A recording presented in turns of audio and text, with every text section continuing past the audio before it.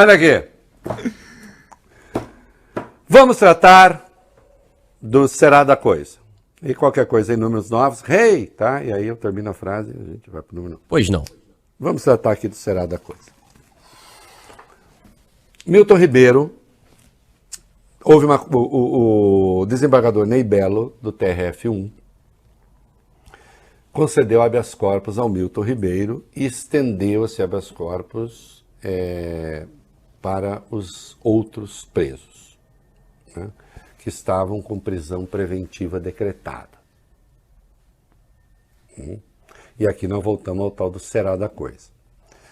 Olha, eu não quero ser o rei do fair play, assim, o Reinaldo do fair play. Porque não é o caso disso. Mas eu quero que, mais uma vez, chame a atenção para a peculiaridade, a particularidade dessa profissão. Especialmente quando essa profissão, que é o jornalismo, faz análise, como eu faço, e emite opinião, como eu emito. Vocês já me ouviram dizer aqui que existe a fake opinion, que é a opinião falsa. Mas uma opinião pode ser falsa? Pode. Se a sua opinião parte do princípio de que a Terra é plana, é uma opinião falsa.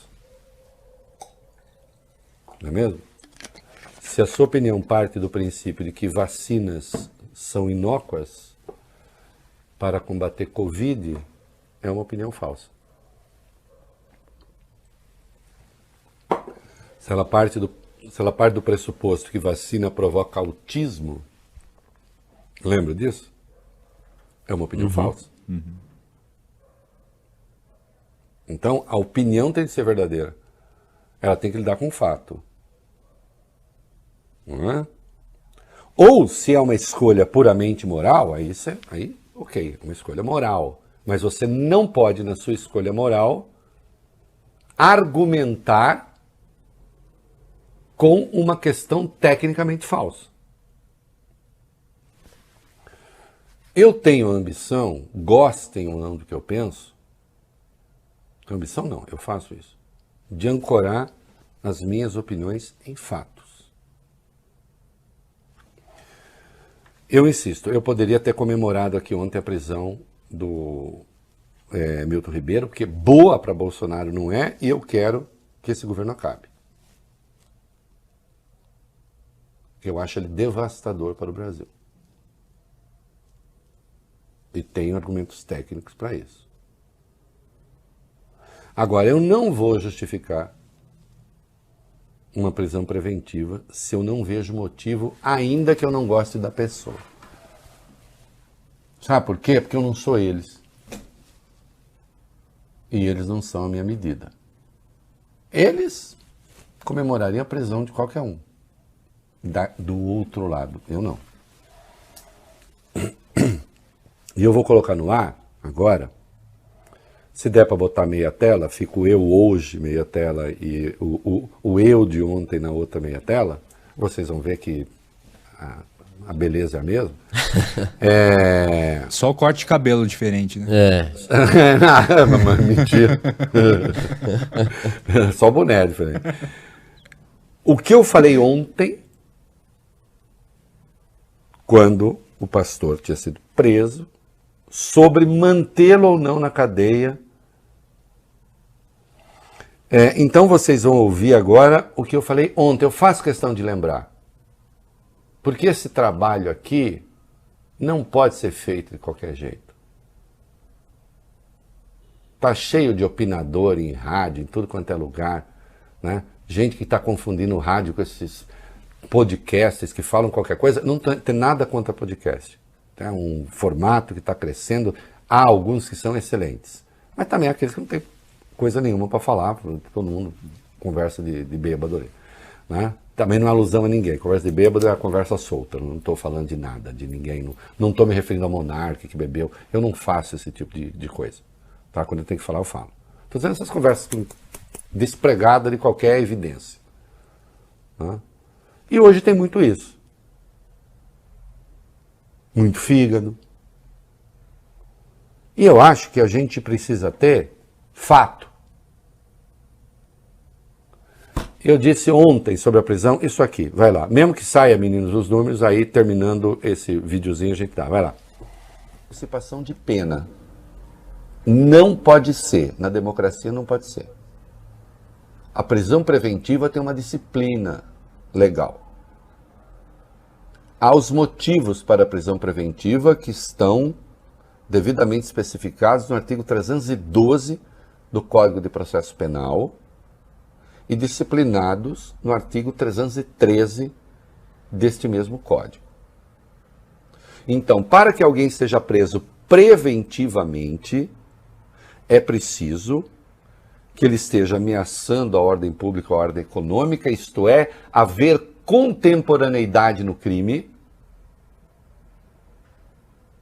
Portanto, aquela delinquência que motivou a investigação, ela tem de permanecer, Bob e Bruno, ou tem de haver uma delinquência nova associada que justifique a prisão. Senão, o processo que corra e, havendo a condenação, prisão.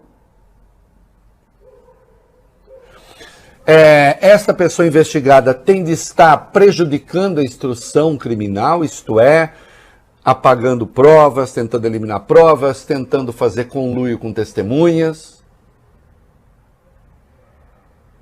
Então, ameaça à ordem pública, à ordem econômica, haver o prejuízo da instrução criminal, ou haver, quarto motivo, ameaça de não cumprimento da lei penal, isto é, risco de fuga.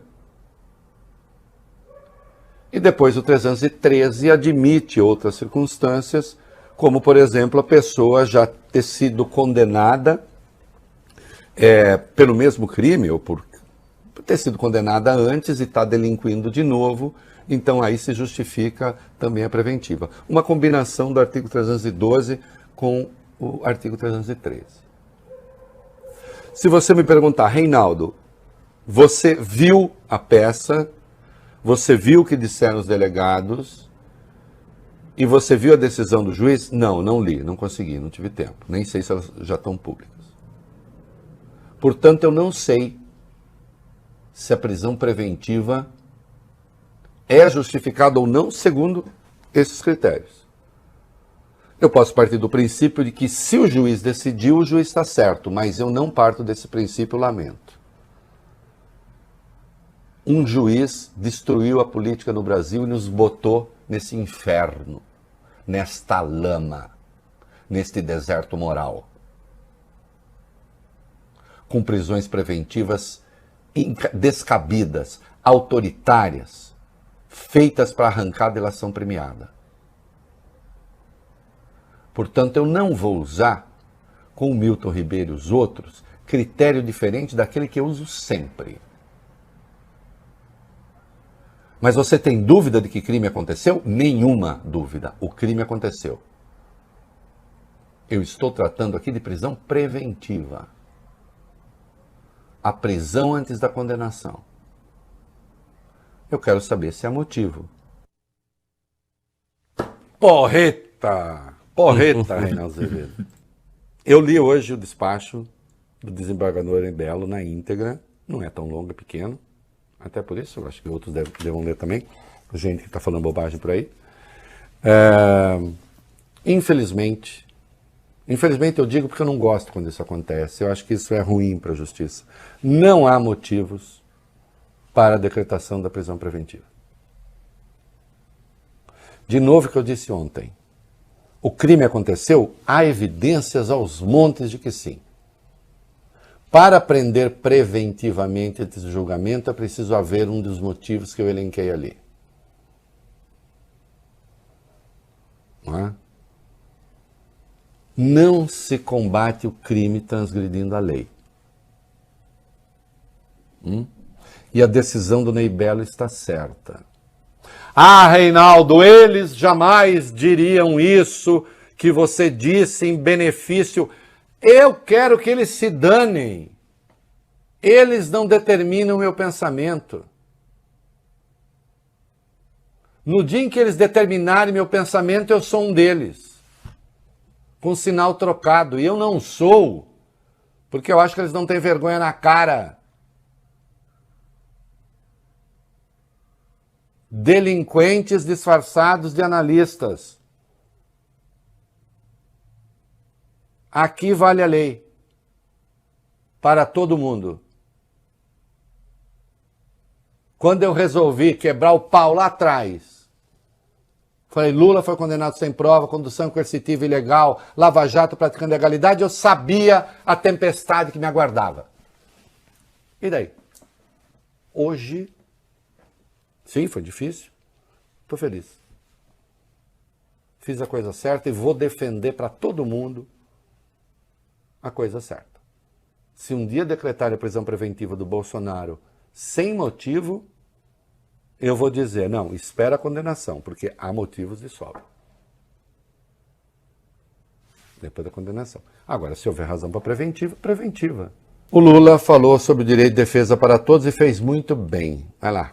Exatamente, o ex-presidente Lula seguiu na mesma linha que você, ontem, também hoje reforçou aqui, Reinaldo, sobre a prisão de Milton Ribeiro. Eu liguei para o Reinaldo, falei, Reinaldo, é o seguinte, nós temos que falar a respeito desse assunto isso. Né? Porque você vê, os petistas tudo tá falando a mesma coisa, Reinaldo, eu, todo mundo. Vai lá. Você, presidente, o senhor saiu em defesa do ex-ministro da Educação, diz que todos devem ter direito a uma defesa justa, a declaração foi dada em entrevista a uma rádio de Manaus. Lula afirmou o seguinte, aspas, a prisão depende de apuração, depende de provas, você não pode prender porque você vai prender e pronto. Você tem que provar, você tem prova contra o cidadão? Pergunto ele. Está provado que ele roubou? Você faz um processo e a justiça decide se vai prender ou não. Eu defendo o direito à defesa para todo mundo. O direito à defesa é um valor monumental da democracia neste país. Por isso, não sei se ele já foi investigado, se tem autorização de juiz para prender, mas que ele foi um mau ministro da Educação, foi. Aquela reunião dele distribuindo dinheiro para pastor é uma vergonha nacional. Sim, o presidente não fez um juízo técnico aqui, né? O ex-presidente não fez um juízo técnico, até porque não é assim se fez ou se não fez para prender. Para a prisão preventiva é outra coisa, né? É se a pessoa representa um risco à investigação ou está cometendo crime, ou risco à execução da lei penal, se ficar solta, né? Mas, de qualquer modo, o Lula foi muito bem no sair endossando prisão a 3x4 por aí. Alguém vai falar, é claro, ele tem todo interesse nisso. Não, já não era defensor disso que eu saiba, e ninguém pode ser. Olha aqui, prender... Eu vou falar uma coisa aqui, as pessoas se revoltam quando ouvem, mas elas precisam pensar. Prender tem de ser exceção, não a regra. É quando é absolutamente necessário. Para você tirar a liberdade de alguém, ainda que provisoriamente, é preciso que tenha um motivo muito forte. Assim é nas democracias. Entende?